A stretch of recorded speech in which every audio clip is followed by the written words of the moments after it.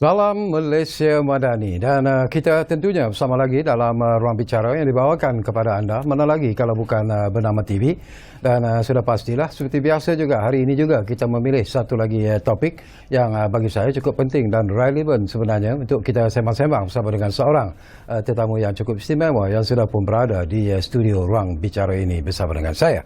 Baiklah, topik yang menjadi pilihan kita di ruang bicara hari ini ialah mengoptimumkan kompetensi perkhidmatan bas rapid. Dan bila kita bercakap tentang perkhidmatan bas rapid, ini merupakan sesuatu yang cukup menarik sebenarnya dan mungkin mereka yang lama tinggal di Kuala Lumpur sudah pun mengenali tentang perkhidmatan bas rapid ini. Tetapi seperti mana yang kita sedia maklum, perkhidmatan bas rapid juga telah pun diperkenalkan di Pulau Pinang dan juga di Kuantan dan dikatakan ianya telah pun mula mendapat sambutan yang cukup hebat.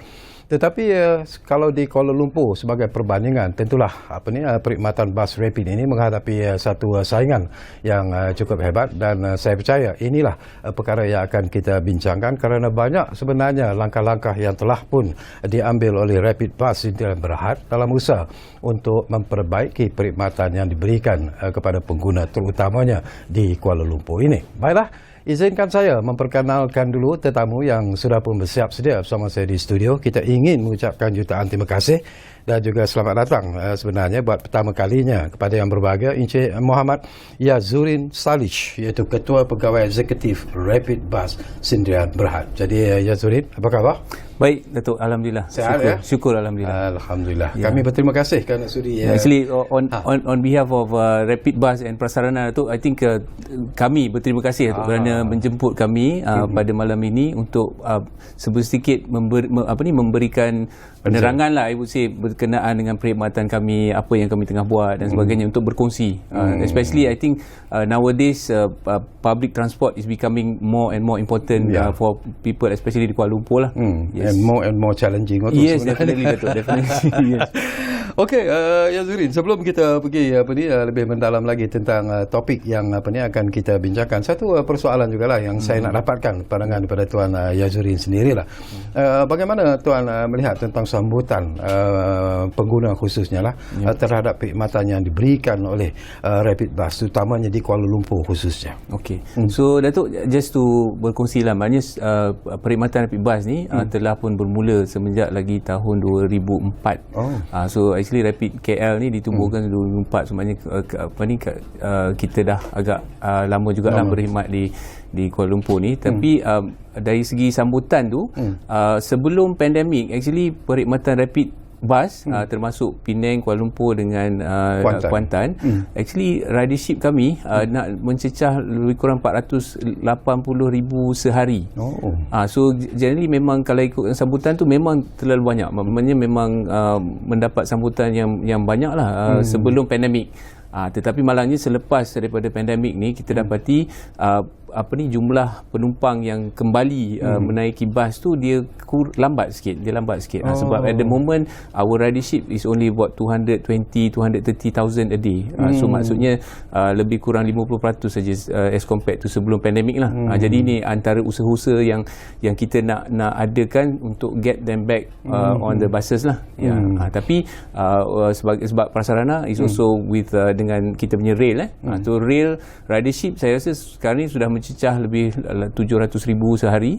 So generally memang the recovery for rail is more faster lah than bus lah. Yes. Saya juga nak dapat pandangan ikhlas daripada Tuan Yazurin lah. Mungkin macam kita sebut di awal program tadi lah, di Pulau Pinang, di Kuantan itu mungkin dari aspek competition itu tidaklah begitu ketara ataupun begitu hebat sebenarnya. Tetapi di Kuala Lumpur itself, apa yang cabaran yang dihadapi oleh Rapid KL sebenarnya, Tuan? Okey, sebenarnya Datuk, just to share with you, sebenarnya di Kuala Lumpur sendiri pun maknanya Rapid tidak ada competition. Kerana in 2015 under Suruhanjaya SPAD, Suruhanjaya Pengangkutan Awam Darat, dia telah segregatekan the area of operation. So operator for example sekarang ni Rapid tak beroperasi daripada Kelang, daripada Kepong operasi kita agak limited. So memang telah pun dibahagi-bahagikan area of operation tu. Jadi sebenarnya competition tu tak adalah. Tapi sekarang ni at the moment, especially selepas pandemik ni, memang competition kita especially rapid bus adalah dengan kenderaan awam. On the road, we are fighting the same road with the public vehicle. Itulah competition kami lah. Okey, menarik. Dan saya dipahamkan juga Rapid Bus Sdn Bhd juga telah memulakan apa yang disebut sebagai plan transformasi pada tahun 2021. Jadi ialah ini usaha untuk memperbaiki mutu perkhidmatan yang diberikan. Mungkin kita boleh kongsikan bersama dengan Tuan apa antara fokus utama yang dijalankan ataupun ditekankan dalam plan transformasi ini. Thank you, Datuk. Basically betul, maknanya Rapid Bus pada tahun 2021 kami telah mengadakan satu program lah di mana kita panggil Bus Transformation Plan, yang mana kita telah pun lebih kurang 4 bulan program tersebut kita adakan. Kita adakan engagement dengan bersama all the relevant stakeholder, dengan MOT, dengan DBKL dan sebagainya, dan juga public juga kita buat engagement untuk mendapatkan langkah-langkah yang kita boleh ambil sebagai untuk especially given that selepas pandemik tu apa kita nak buat. Yang itu yang kita telah buat satu plan lah. Jadi plan tu basically ada 5 teras lah yang kita tekankan, iaitu yang pertama ialah dari segi penambahbaikan perkhidmatan tersebut, in terms of dia punya kebolehpercayaan, reliability, dia punya availability, dia punya safety, keselamatan. Faktor-faktor keselamatan kita tekankan. Yang kedua ialah di mana kita juga melihat di mana untuk memberikan perkhidmatan bas ni kita perlukan juga sokongan dari segi infrastruktur. Sebagai contoh bus stop, bus, lorong-lorong bas dan sebagainya. Untuk kita memberikan perkhidmatan yang baik tu, sokongan daripada infrastruktur tu pun perlu diadakan. Yang ketiga, di mana kita buat program tu untuk menambah baik kita punya kualiti barisan hadapan kita. Di mana kita ada program-program yang kita telah aturkan, dan juga dari segi untuk mendapatkan bus captain yang lebih berkualiti itu kita adakan program juga. Yang keempat, di mana kita ada program untuk menambah baik aset-aset kita. Sebab pada tahun for example pada tahun ini 45% dari bas-bas kami itu memang usia dia sudah mencecah lebih daripada 10 tahun. Jadi ini penambahbaikan renewable of replacement of the assets tu memang kita sedang ada program tersendiri. Dan yang last kali tu ialah juga daripada segi in terms of how kita boleh menambah baik dari segi financial kami lah. Memang untuk makluman Datuk, memang Rapid Bus beroperasi memang ada shortfall lah, dan perlu di-fundkan shortfall tu daripada kerajaan. Tapi maknanya kita juga mengambil langkah-langkah untuk mengoptimumkan kita punya cost and also to improve our revenue selain daripada fare collection lah. So ada 5 teras yang kita telah pun bangunkan dalam kita punya plan transformation ni lah. Okey. Menarik bila saya dengar daripada apa yang disebut. Tetapi ialah kita tahu setiap kali transformasi ingin dilakukan, ianya bukan semudah seperti apa yang kita jangkakan. Banyak cabaran yang terpaksa kita hadapi dan sebagainya. Bagaimana dengan perjalanan transformasi setakat ini? Apakah ianya berjalan seperti apa yang diidam-idamkan sebenarnya? Okey, so Datuk betul, memang you rightfully say, bila kita nak buat satu perubahan tu memang mengambil masa, banyak roadblock dia. Tapi I would say memang setakat ini perkara-perkara yang kita sedang rancangkan tu mengikut plan. Tapi seperti mana Datuk rightfully say lah, maknanya plan transformasi tu memang mengambil masa panjang sikit. Memang kita sasarkan mungkin dalam masa 3 tahun, especially for example Datuk, bila kita ada buat plan untuk replacement of kita punya asset tu, dia memerlukan proses yang agak ni lah, nak tender. Lepas tu sebelum tender pun kita nak tahu dulu apakah jenis bas yang kita perlukan, apakah sama ada bas elektrik boleh kita pakai ke tidak, sustainability dan sebagainya itu. So program tu kita laksanakanlah. Jadi dalam masa yang sama juga, while we are doing this transformation ni, kita perlu percubaan, kita perlu test dan sebagainya. For example tu, I would say satu test atau percubaan yang kita rasa agak berjaya yang kita telah buat dengan DBKL, di mana kita telah pun because as I mentioned tadi tu, salah satu trust kita ialah dari segi infrastruktur tu kan. Jadi kita telah pun bekerjasama dengan DBKL pada tahun lepas. So actually for the whole of last year, kita dengan bantuan DBKL telah pun enforce laluan-laluan bas sedia ada. For example, laluan bas yang ada di Jalan Tuanku Abdul Rahman, Jalan Raja Laut, Jalan Pahang, and also banyak dalam bandar tu, about 14 locations dengan DBKL, dia orang telah pun enforce the lorong-lorong bas tu yang sedia ada. So based on the trial yang DBKL buat tu dengan enforcement of the lanes tu Datuk, actually for last year kita telah pun berjaya mengurangkan travel time untuk bas-bas kita dalam bandar dalam 5 to 10 minutes. 5 to 10 minutes nampak tak banyak, tetapi dengan apa ni, improvement of that journey time tu, kita telah actually membolehkan kita mengurangkan frekuensi bas kita, jarak antara bas tu between 5 to 10 minutes juga. So maknanya ada bas yang lebih cepat 10 minit yang kita boleh dapat. Sekiranya kita nak buat benda tu tanpa tanpa dengan improvement in the enforcement tu, kita terpaksa menambah dalam 41 biji bas. So basically satu, kita boleh more efficient lah dengan adanya tu. Okay, based on kejayaan POC yang kita telah buat tahun lepas dengan DBKL tu. So that's why pada awal bulan hari tu, I think 2 weeks ago, 3 bulan 7, kita telah pun dengan kerjasama DBKL telah pun buat satu program POC di Jalan Ampang. Kita telah buat tidal flow tu. Tidal flow, dan one of the lane tu dibagi khas untuk bas. Jadi walaupun baru 2 minggu Datuk, kita dah nampak kejayaan dia Datuk. Sebab for example, kita punya ridership for the whole of Jalan Ampang sebelum ni was only 12,800 macam tu on average. Tetapi after 2 weeks, the average ridership dekat Jalan Ampang tu untuk bas-bas kita sudah mencecah dalam 14,000. So peningkatan nak dekat lebih daripada 10% peningkatan ridership just by having the bus lane tu. So yang ini yang kita rasa dengan adanya infrastructure tu, that's why kita rasa kita, yalah, harapan kami, because dengan DBKL ni plan dia is for a 6 months punya POC. Hopefully dengan adanya kejayaan tersebut lah, sebab kita we set a target very high tu. Kita nak double our ridership on Jalan Ampang tu. So from about 12 tu, kita memang target 30,000 for our buses dekat Jalan Ampang. Sekiranya kita dapat kurangkan tu, tercapailah objektif mengurangkan kesesakan yang tu. So antara benda-benda yang kita buat tu lah tu. So maknanya again, a lot of POC, a lot of trial yang kita buat during this ni, dan banyak yang kita dah nampak dia punya kejayaan tu. Bila you sebut Yazudin tentang peningkatan dari segi ridership itu sendiri, bagaimana dengan anggapan ataupun persepsi yang bermain di luar sana mengatakan bahawa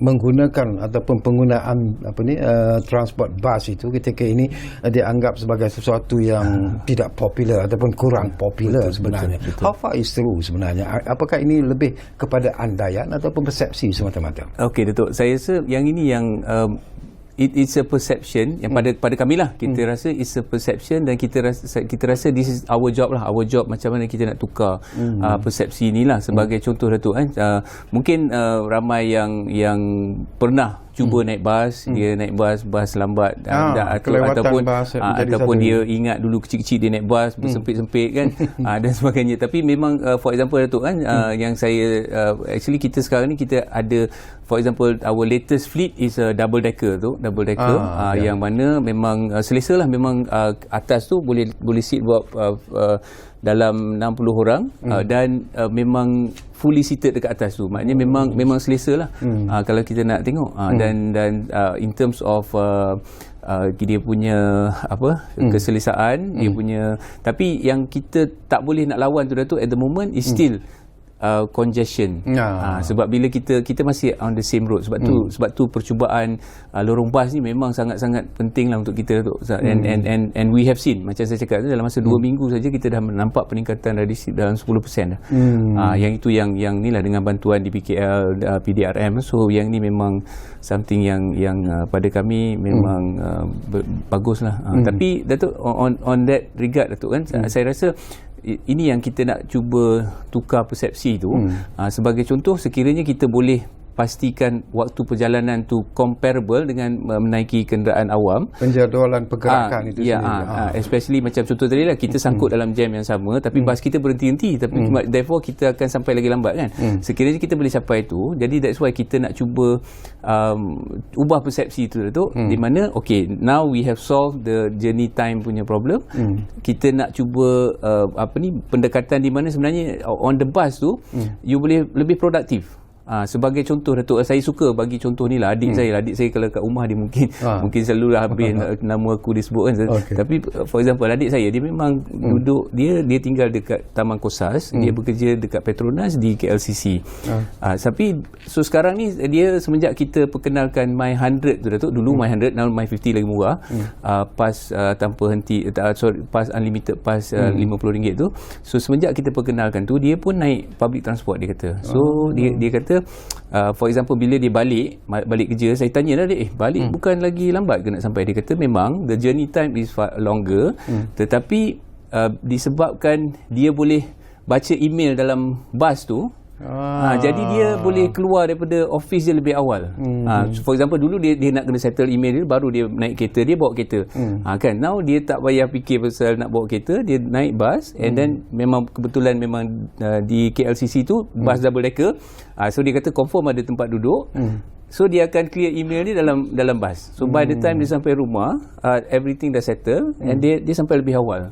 So itu antara yang kita nak bagi tahu lah, tu maknanya basically you're chauffeur driven lah ke destinasi you, so you boleh lebih produktif lah. So itu something yang kita nak antara benda-benda yang kita nak cuba bawa lah Datuk, in terms of tadi itulah Datuk tanya dari segi persepsi tu.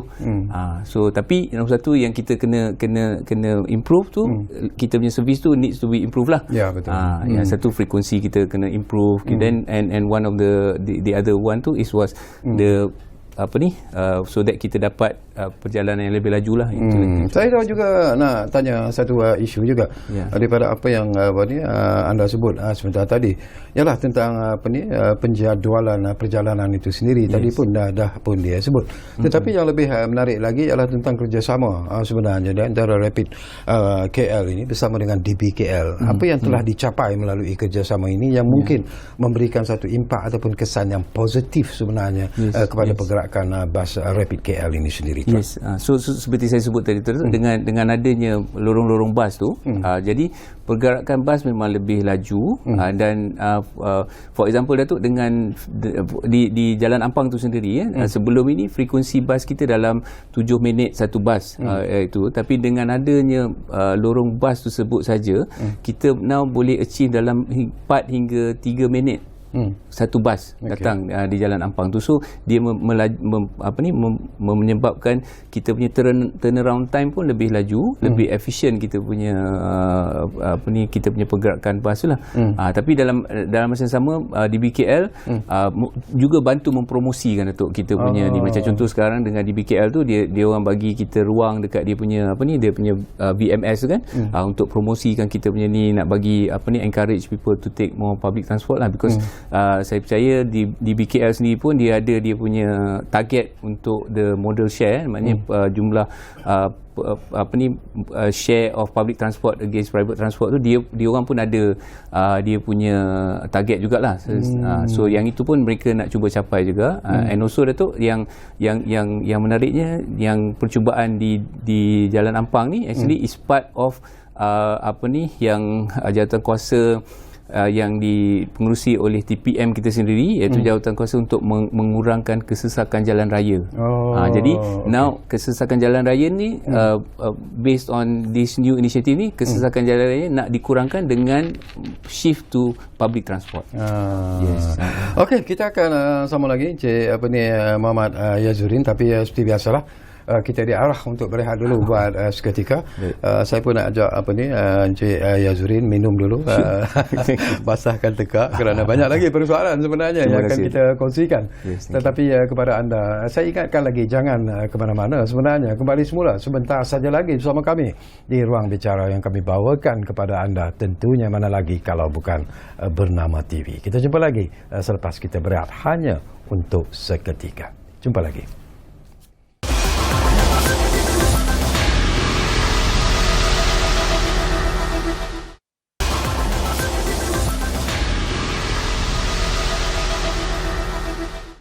Okey, kita kembali semula ke ruang bicara ini. Masih lagi bercakap tentang satu topik yang cukup menarik bagi saya sebenarnya, iaitu mengoptimumkan kompetensi perkhidmatan bas rapid. Dan tentunya kita masih lagi bersama dengan Encik Muhammad Yazurin Salic, iaitu Ketua Pegawai Eksekutif Rapid Bus Sdn Bert. Baik, mungkin sedikit penjelasan juga lah. Tadi pun kita sentuh tentang kerjasama di antara Rapid KL bersama dengan DBKL. Dan saya juga terlihat beberapa nota yang agak menarik di sini tentang langkah-langkah dan juga penguatkuasaan yang diambil oleh DBKL sendiri. Mungkin dapat Tuan penjelaskan kenapa tindakan-tindakan ini dilakukan? Apakah dalam usaha sebenarnya untuk menjamin bahawa pergerakan Rapid KL itu tidak terganggu ataupun tersangkut dalam perjalanan agaknya? So itulah Datuk. I think kerjasama dengan DBKL ni, I think memang satu yang usaha yang memang kami amat berterima kasih lah dengan DBKL lah, kerana semenjak tahun lepas tu mereka telah pun mengeluarkan saman, saya ingat dalam 1,000 saman lah yang telah dikeluarkan untuk memastikan laluan-laluan bas tu tidak terhalang lah. Tidak terhalang. Okay. Dan juga saya rasa maknanya in terms of enforcement tu, sekarang ni kami sedang bekerjasama lah dengan pihak MOT sekali untuk melihat bagaimana penguatkuasaan boleh dilakukan dengan menggunakan CCTV juga. Jadi kalau kita dapatkan program tu, undang-undang tu ataupun kaedah tu diubah suai, so maknanya penguatkuasaan tu boleh dilakukan lebih baiklah, dengan lebih banyak. Tapi dalam masa yang sama tu, maknanya in terms of investment pun memang DBKL I would say memang membantu sangatlah, because for example at the moment mereka telah pun menambah in terms of visibility of the bus lane tu, di mana bus lane tu satu dia dah cat colour kuning lah, tapi at the hotspot di mana memang kebiasaannya orang berhenti, DBKL pun ada buat cat merah di jalan dia. Jalan dia merah supaya mungkin orang lebih alert dan kurang parking di situlah. So memang usaha-usaha ni memang kami amat berterima kasih lah dengan DBKL lah, sebab saya rasa matlamat kami samalah, because DBKL pun ada objektif dia untuk mengurangkan kesertakan, mengurangkan jumlah kenderaan yang masuk dalam bandar tu. So itu something yang memang dialu-alukan lah. Kami memang sangat berterima kasih lah kepada DBKL. Dalam merancang perjalanan, saya juga tertarik hati kalau saya baca daripada apa yang disebut, iaitu perancangan menggunakan Pulse, Google, eMovit dan juga MyRapid Kiosk. Juga dikatakan dapat membantu, dan pada masa yang sama juga untuk menaikkan taraf sistem FTS ataupun onboard untuk memastikan ketepatan data real time itu sendiri. Jadi apakah ini juga sebenarnya telah pun dilaksanakan? Yes, betul. Basically ini adalah salah satu inisiatif yang kita bangunkan as part of the bus transformation plan tu lah tu. Maknanya sebab memang bas-bas kami track lah di mana kedudukan bas tersebut. Tapi semenjak tahun 2021 tu kita mula berkongsi maklumat kedudukan bas ni dengan various apps lah. Pada mulanya kami bangunkan satu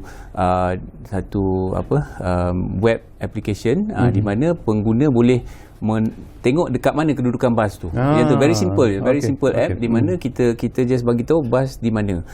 So yang itu memang kalau kita tengok setakat ni lah tu, kita panggil tu MyRapid Kiosk tu.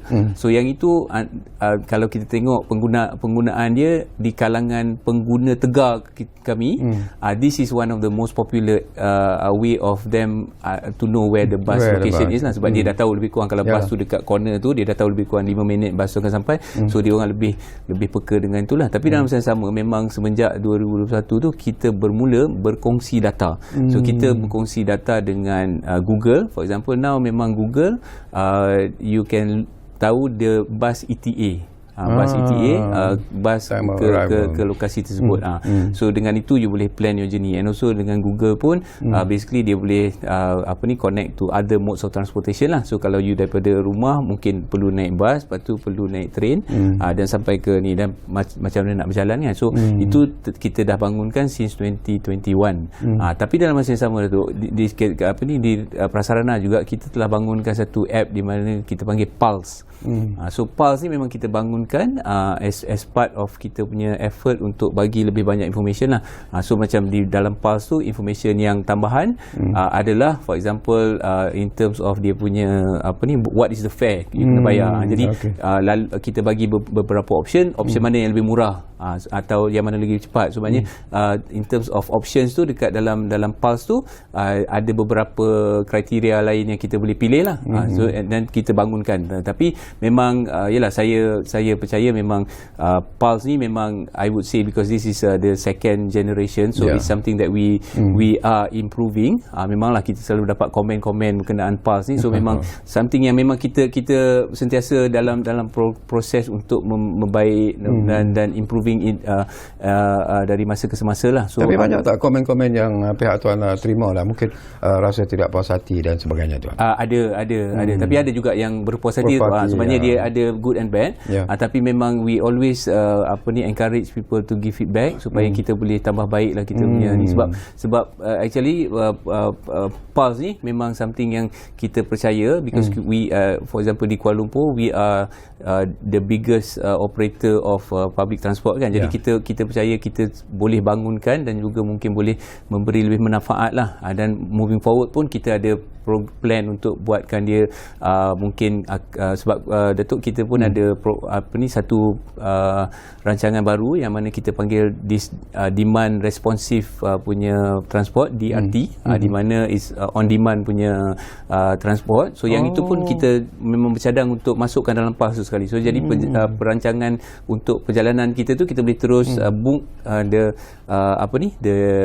the first mile tu kita boleh terus book kan. Jadi Pulse ni memang satu app yang memang it's evolving lah, evolving. So memang betul memang ada komen-komen yang negatif, tapi ada juga yang menggunakan Pulse. Memang for example saya punya staff tu dia memang everyday dia akan guna Pulse as dia punya preferred punya app lah. So adalah yang tapi kita always accept any feedback, any comment supaya kita dapat tambah baik lah. Okey, kita nak beralih kepada satu lagi perkara lah. Ini tentang dikatakan untuk mencari pemandu bas ataupun kita panggil Captain Bus ya. Captain Bus. Okey, dikatakan bahawa pada bulan lalu saja, kalau mengikut rekod yang dinyatakan di sinilah, terdapat 867 kekosongan untuk Captain Bus yang perlu diisi. Jadi apa yang dilakukan oleh pihak Rapid setakat ini? So memang ini isu Captain Bus ni tu memang satu isu yang sudah lama lah menjadi ini. Saya rasa bukan saja Rapid Bus, it's an industry issue lah yang kita hadapi, di mana memang kita punya attrition terlalu tinggi Datuk. Di mana for example macam pada tahun lepas saya ingat dalam 200 lebih daripada pemandu kita meninggalkan kita, dia pergi cari kerja lain. Because at the moment kita agak for example this gig economy kan, orang bawa Grab, orang bawa Food Panda dan sebagainya, dia boleh dapat pendapatan yang lebih kurang macam bus captain. Tapi bus captain kita, dia punya kerja dia kena bangun awal satu, lepas tu dia kena duduk dalam jam, dia kena melayan customer kan. So banyak lagi dia punya responsibility lah. Lepas tu dia jaga orang dalam bus tu, nyawa orang dan sebagainya. So responsibility lebih besar. So that's why kita dapati memang it's a bit hard lah untuk kita nak retain when they can actually get lebih kurang dia punya pendapatan dia untuk kerja-kerja yang lain. Sebab tu pada tahun ini alhamdulillah dengan kita punya sokongan daripada kita punya lembaga pengarah, kita telah buat dua inisiatif Datuk. Satu ialah dari segi bajet untuk jumlah bus captain tu sendiri. Sebab sebelum ni kita punya bajet dia adalah 2.1 bus captain untuk setiap bus yang kita operasi. Now kita telah meningkatkan dia jadi 2.3. Ini ialah untuk kita make sure bus captain kita ni lebih banyak rehat lah, lebih sesuai boleh cuti dan sebagainya. So tidaklah kekarangan kerja tu terlalu teruk lah. Normally how many hours they have to drive the bus? So basically dia punya shift tu up to 12 hours. So adalah yang so tapi yang biasanya dia every morning dia kena bangun awal betul. Itu yang mungkin ramai orang menyeksa datang. Betul. Especially the young ones kan, dia orang ni ada banyak aktiviti. Tapi itu satu, Datuk, kita dah besarkan jumlah bus captain as a budget, tapi at the same time juga because kita nampak the attrition tu is mainly due to the other opportunities yang dia orang boleh ambil. So sebelum ni sekiranya bus captain tu join kami, dia boleh dapat dalam 2,500 pendapatan, campur overtime, campur alam dan sebagainya. Tapi itu bawa Grab pun boleh dapat. And so that's why kita telah membuat satu program semenjak bulan 5 hari itu. Kita telah pun menambahkan allowance dia lah. Seperti saya rasa yang ini pun telah diumumkan oleh kita punya yang berhormat Menteri Pengangkutan telah pun di-announcekan. So kita telah pun naikkan allowance dia orang tu.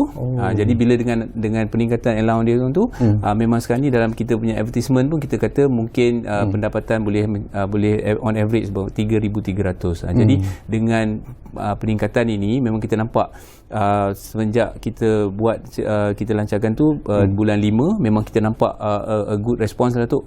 For example, buat masa ni since 2 bulan ni kita dah dapat intake sebanyak dalam 300 orang pemandu bus captain. So berapa lama dia have to undergo the training sebelum dibenarkan untuk pemandu tu? Basically training sekiranya mereka masuk dengan lesen D, dia mengambil 3 bulan, masa 3 bulan lah untuk training. Tapi during training ni gaji dibayar. Gaji dibayar, and also lesen yang dia ambil pun kami sponsor. So benda tu kita dah buat lah. And at the same time, alhamdulillah, dengan program ini kita punya attrition pun kurang tu. For example, on a normal month tu dalam 25 orang berhenti, now dah less than half. Tak sampai 10 yang berhenti setiap bulan lah. So yang tu maknanya kita nampak dengan perubahan yang kita buat ni, alhamdulillah nampak kesan yang baik lah. Jadi memang untuk maklumat Datuk lah, tadi kita kata as one of kita punya pillar dalam kita punya bus transformation plan tu ialah untuk memastikan kita punya frontliner tu lebih elok kan. So that's why dengan adanya program ini, satu kita percayalah, kita one thing kita dapat menarik orang, tapi dalam masa yang mungkin kita dapat menarik better talents. Dengan better talent mungkin yang lebih courteous dan sebagainya. So itu yang program yang kita buat lah. Dan dalam masa yang sama juga kami telah pun melancarkan satu program yang kita panggilkan Service Ambassador. Sebab kita nak kita punya bus captain ni menjadi duta lah. Sebab dia orang yang frontliner, dia orang yang they are our face lah kan di luar sana. So that's why kita adakan satu program kita panggil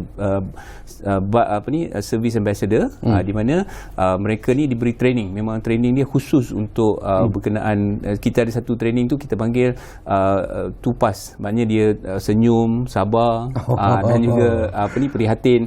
So those are the things yang kita nak cuba terapkan dalam bus captain kita lah. Jadi yang ini pun alhamdulillah memang nampaklah dia punya in terms of, kalau kita dulu kita punya complaints berkenaan dengan perilaku bus captain tu sendiri menurun dengan banyak tu.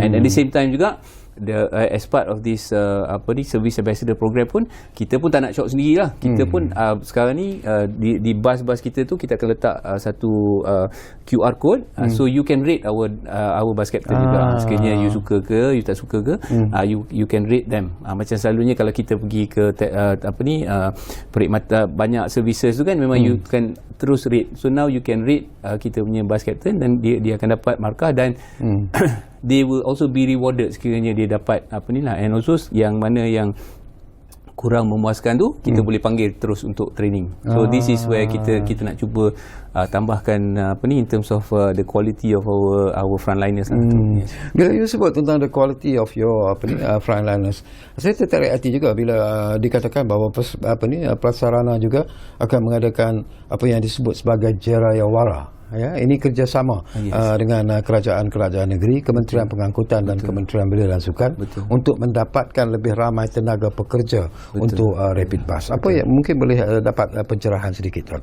So yang ni Datuk, sebenarnya pada kami kita memang kita memerlukan bus captain satu, tapi dalam masa juga sama Datuk, maknanya kita memberi peluang pekerjaan kepada orang muda lah, kan. Sebab tu memang kita pun hari tu pun kita telah hubungi YB Hanayo dan alhamdulillah dia telah memberi channel kita kepada pegawai yang berkenaan di Kementerian Belia dan Sukan, dan kita dah buat beberapa program lah dengan Kementerian Belia dan Sukan untuk dapatkan interview. Tapi dalam masa sama juga semenjak kita buat ni Datuk, Pekeso pun jumpa kita dapat slot dalam program-program dia orang because Pekeso banyak program untuk memberi peluang pekerjaan, kan. So kita pun masuk dengan dia orang, dan alhamdulillah tadi pun kita baru saja ada perjumpaan dengan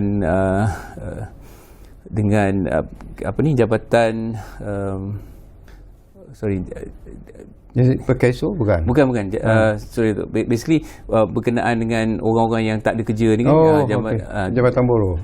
So kita bekerjasama dengan banyak agensi lah, yang mana memang sebab kita memberikan peluang pekerjaan satu, tapi kita train dia orang tu. Maknanya kita beri training, dan juga training tu ada penempatan terus. Jadi itu yang kita rasa program kita ni menarik lah.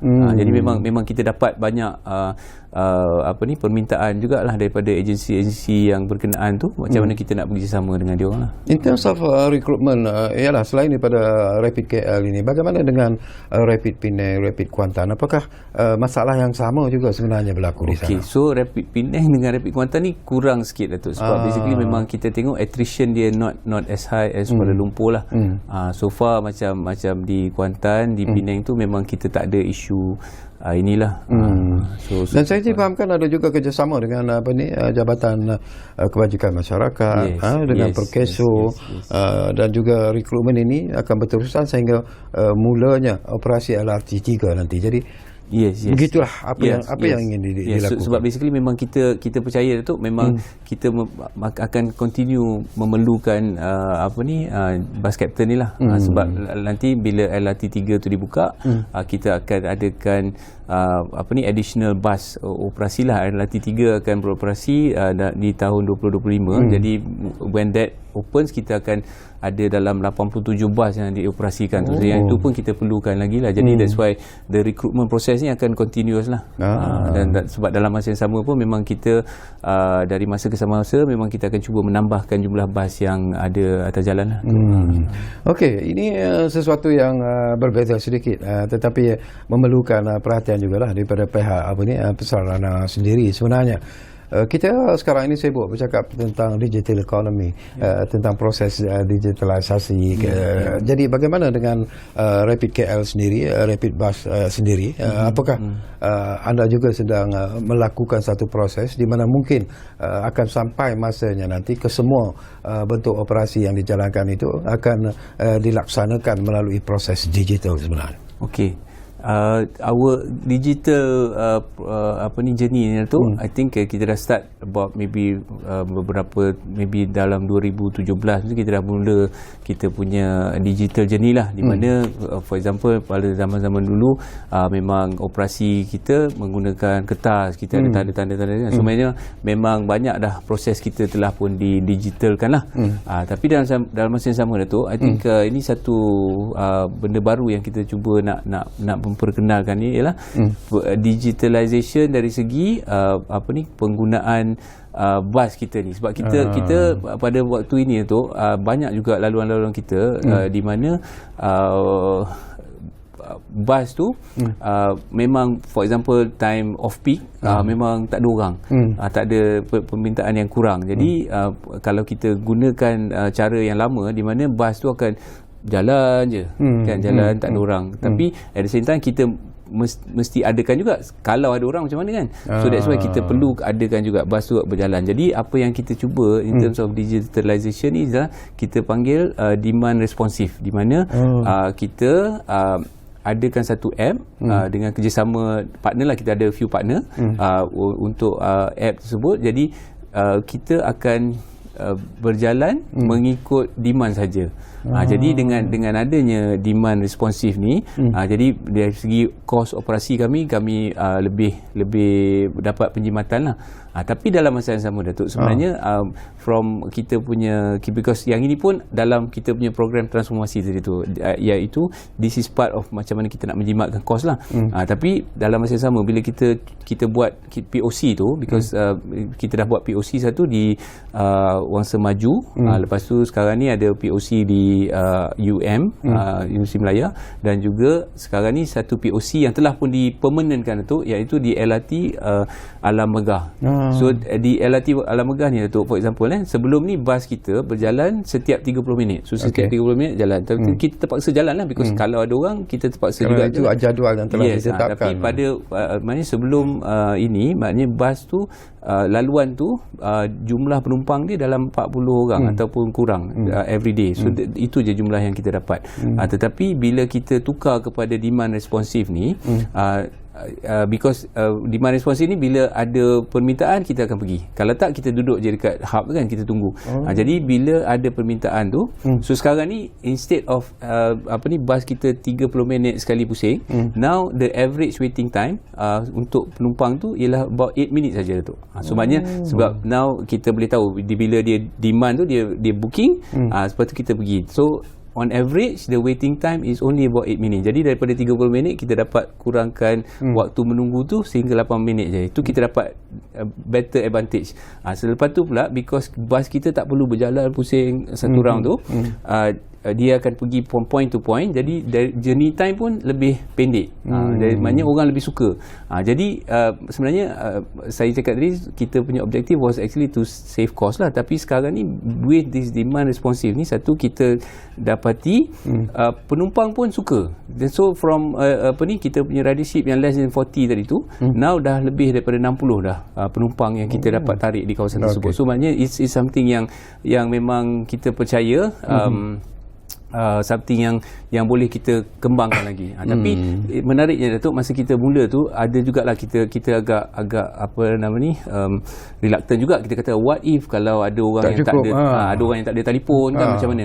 Tapi alhamdulillah, bila kita laksanakan tu, memang semua penumpang kita sebelum tu semua memang naik, dan juga kita tak ada tinggal satu orang pun. And at the same time, kita dapati bukan saja orang yang from the younger generation, tapi maknanya yang berumur pun boleh menggunakan kita punya perkhidmatan tu. So maknanya it's something yang in terms of digitalization tu, saya percaya all walks of life boleh adapt lah. Yang tu yang kita dapat lah. Okey, kita akan sambung lagi Yazurin. Kita akan berehat buat kali terakhir. Dan kembali nanti, mungkin masa tak begitu panjang lagi, tapi insyaAllah akan ada lagi persoalan-persoalan yang sempat saya kongsikan bersama dengan tetamu kita di studio, iaitu Muhammad Yazurin Salish, Ketua Pegawai Eksekutif Rapid Bus Sdn Bhd. Dan kita masih lagi bercakap tentang topik mengoptimumkan kompetensi perkhidmatan bas rapid. Kita rehat buat kali terakhir.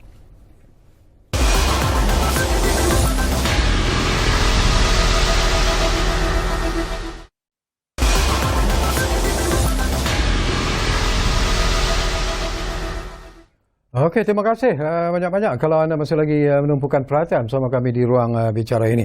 Ini satu lagi persoalan yang bagi saya cukup menarik jugalah. Ini ekoran daripada statement ataupun kenyataan yang dikeluarkan oleh Menteri Pengangkutan, iaitu Yang Berhormat Anthony Loke, yang berkata bahawa Rapid Bus menerusi inisiatif apa yang disebut sebagai Fleet Replacement and Electrification Program untuk menggantikan bas-bas yang dikatakan sudah pun lanjut usia dengan bas elektrik.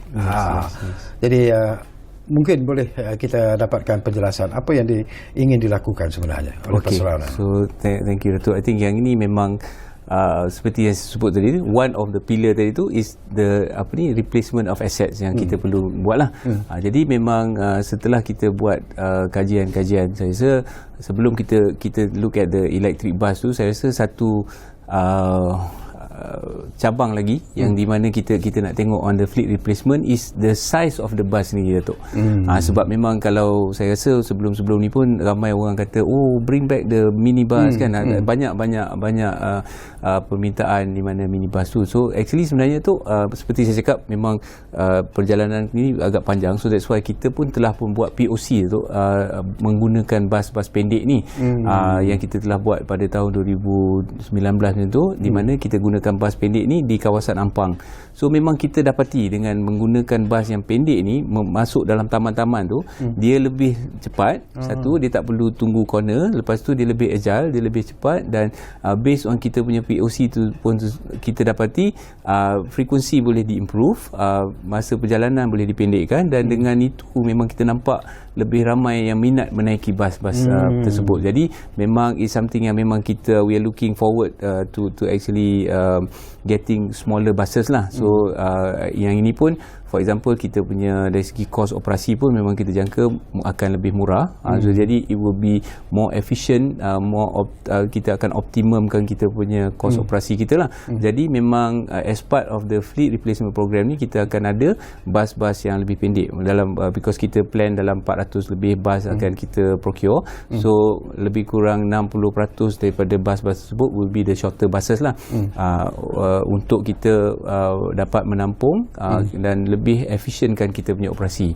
Okay, that's about the size of the bus sendiri. Jadi dan dalam masa yang sama, kita pun looking into how we can actually selarilah dengan aspirasi kerajaan untuk menjadi lebih green, sebab saya percaya kita pun dah ada this the global target of 2050 untuk jadi net zero dan sebagainya tu. So as part of kita punya inisiatif, kami juga berancang untuk as part of this replacement untuk membeli dalam mungkin 100 bus dululah, untuk first phase ini. Sebab kenapa 100 tu, basically because kita perlukan juga membangunkan kita punya charger lah. Sebab bila kita beli bus tu, kita kena ada charger lah. Jadi dengan charger tu, memang kita telah buat perbincangan dengan TNB dan sebagainya. Dia mengambil masa sedikit lah untuk adakan infrastruktur tersebut lah.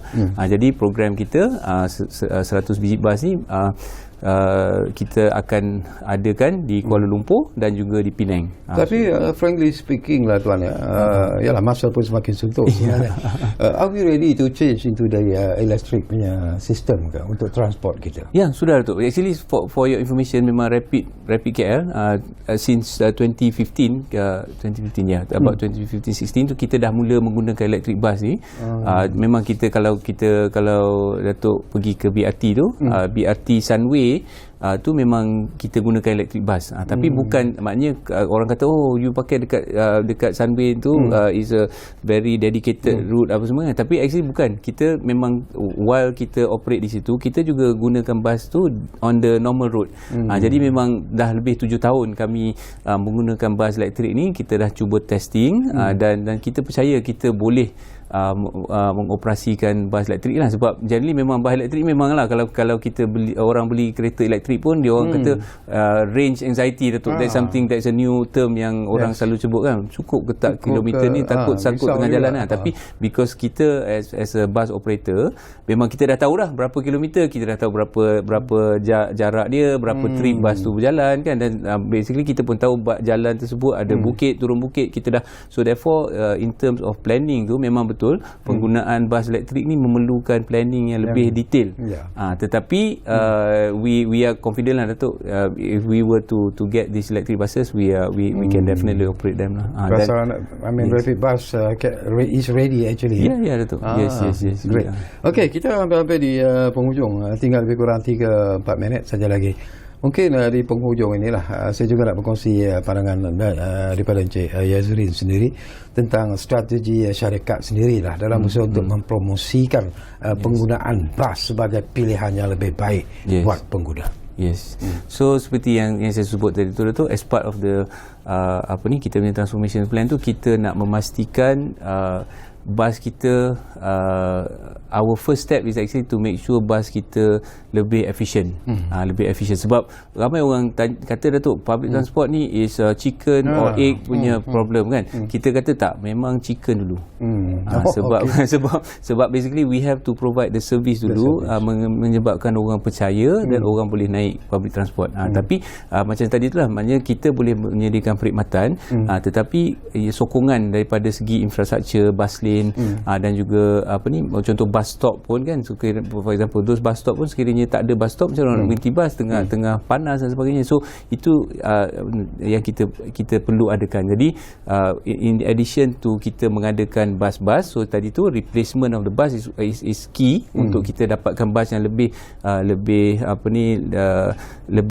reliable lah. Sebab sekarang ni bas kita agak berumur, satu. Lepas tu kita juga memastikan bus captain kita lebih cekap, lebih friendly, untuk menarik orang lebih ramai. Dan at the same time juga kita harap dengan adanya bantuan daripada majlis dan juga Dewan Bandaraya, benda-benda tersebut akan jadi satu holistic package lah yang kita boleh persembahkan kepada kita punya customer, dan insyaAllah mereka akan naik. Sebab kita percaya Datuk, it's the chicken first, not the egg.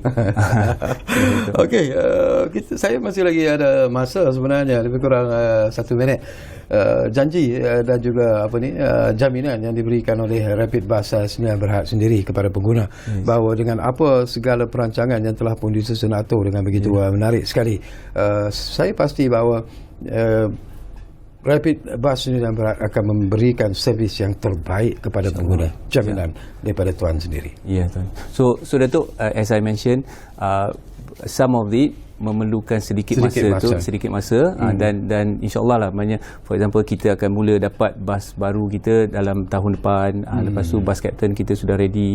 Lepas tu dengan adanya lorong-lorong bas ni kita boleh lebih tepat pada waktu dan sebagainya. So yang ini yang kita harap cuba, jangan tak cuba. Sebab for example Datuk, kita punya perkhidmatan kita untuk feeder buses kita confident sebab itu mudah dikawal.